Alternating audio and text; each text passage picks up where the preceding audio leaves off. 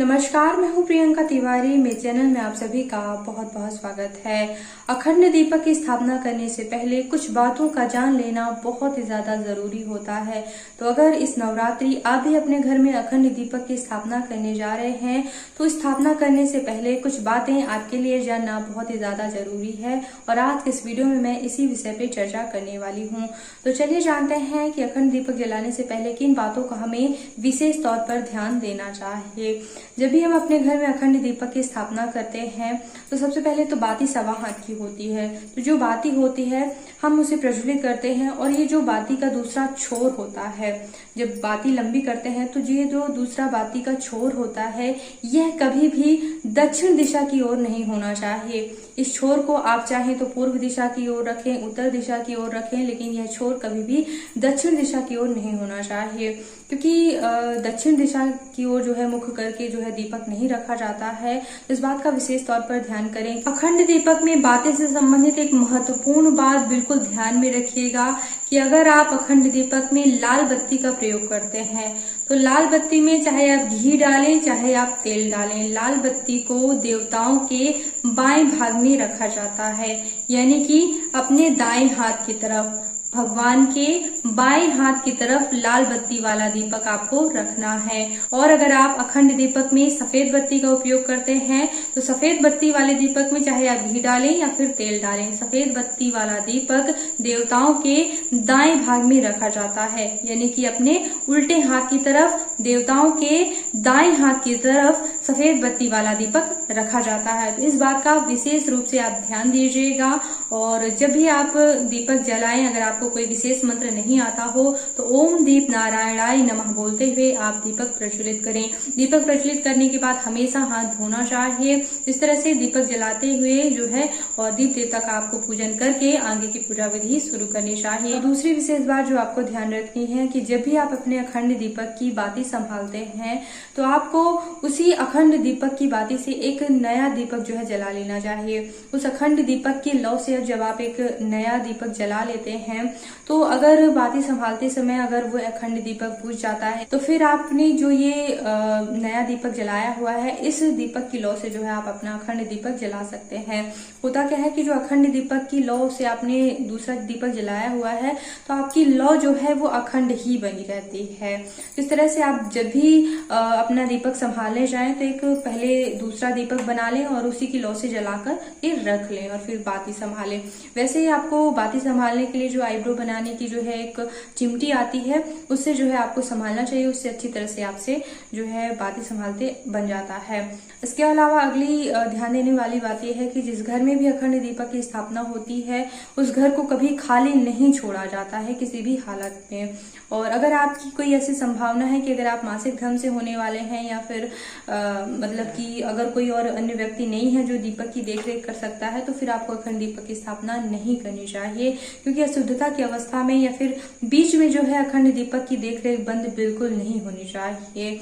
तो इस तरह से जो है सबसे पहले ही व्यवस्था कर लें कि कई लोग होने चाहिए दीपक की देखरेख के लिए अगर महिला दीपक की स्थापना कर रही हैं तो।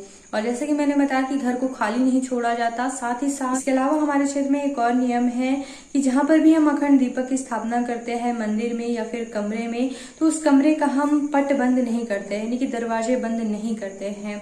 चूंकि अखंड दीपक की स्थापना होती है तो वहीं पर कोई जो है आसपास जो है बिस्तर लगा के सोता है ताकि उस दीपक की देखरेख की जा सके। बिल्ली है, चूहा है और उस दीपक को जो है बार बार देखना होता है, उसकी देखरेख करनी होती है। इस हिसाब से भी और वैसे भी जो है जहाँ पे भी स्थापना की जाती है उस स्थान को जो है मतलब सुनसान नहीं छोड़ा जाता है, तो वहां आसपास एक व्यक्ति जो है बिस्तर बिछा के सोता है।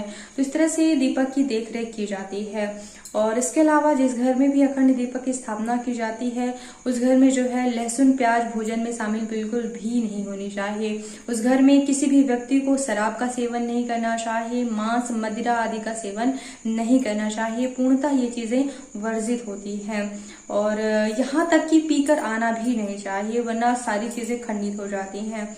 इसके अलावा जिस घर में भी अखंड दीपक की स्थापना होती है, वैसे तो नवरात्रि में सभी के लिए ये नियम होते हैं कि बाल नहीं कटवाए जाते हैं, दाढ़ी नहीं बनाई जाती है, नाखून नहीं काटने चाहिए, ब्रह्मचर्य व्रत का पालन करना चाहिए। जो भी व्यक्ति अखंड दीपक की स्थापना कर रहे हैं उन्हें तो विशेष तौर पर ब्रह्मचर्य व्रत का पालन करना चाहिए। वैसे तो नवरात्रि में काफी लोग व्रत रहते हैं, लेकिन जिन घरों में अखंड दीपक की स्थापना होती है उन घरों में कम से कम एक व्यक्ति को तो व्रत रहना ही चाहिए और साथ ही साथ दुर्गा सप्तशती का भी पाठ करना चाहिए, क्योंकि जब हम माता को विराजते हैं तो उनके लिए कुछ जो है विशेष करना बहुत ही ज्यादा जरूरी होता है। तो अखंड दीपक की स्थापना अगर करें और अगर व्रत नहीं रह पा रहे हैं तो कम से कम बिना लहसुन प्याज का भोजन किए, मतलब दोनों टाइम स्नान करके और दुर्गा सप्तशती का पाठ तो अवश्य ही करना चाहिए।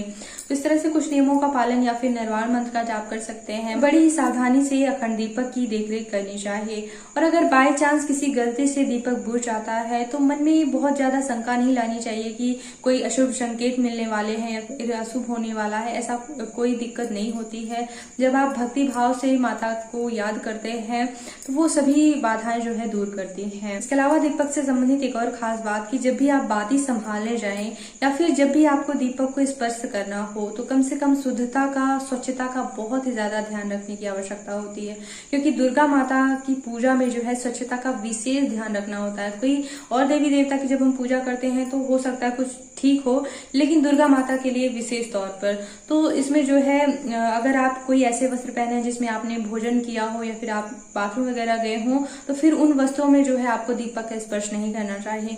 तेल वगैरह डालने की बात अलग है कि आप दूर से डाल दें, लेकिन अगर स्पर्श करना है, बाती संभालना है तो कम से कम आपको स्वच्छ होकर ऐसे वस्त्र पहनकर जिसे आप जो है भोजन नहीं किए हों और पहली बार धुले हुए वस्त्र पहन के जो है आपको बाती वगैरह संभालनी चाहिए। तो इस तरह से कुछ बातों का ध्यान रखते हुए आपको अखंड दीपक की देखरेख करनी है। उम्मीद करती हूँ कि ये वीडियो आपके लिए उपयोगी रही होगी। इसी तरह के वीडियोस देखने के लिए मेरे चैनल पे एक बार जरूर आइएगा। नवरात्रि व्रत से संबंधित 10-12 वीडियोस मैंने दिए हुए हैं। कई और अन्य व्रतों से संबंधित भी महत्वपूर्ण जानकारी है। कोई ग्रंथ पाठ करना चाहते हैं, जैसे कि नवरात्रि में नवान पारायण करने का बहुत ज्यादा महत्व होता है, रामचरितमानस 9 दिनों में समाप्त करने का, तो उससे संबंधित भी वीडियो आप मेरे चैनल पर चेक कर सकते हैं। चैनल को सब्सक्राइब कीजिएगा, बेल आइकन पर प्रेस कर लेंगे तो आगे आने वाले वीडियोस के नोटिफिकेशन आपको मिलते रहेंगे। वीडियो देखने के लिए बहुत बहुत धन्यवाद। जय माता रानी। ओम नमः शिवाय।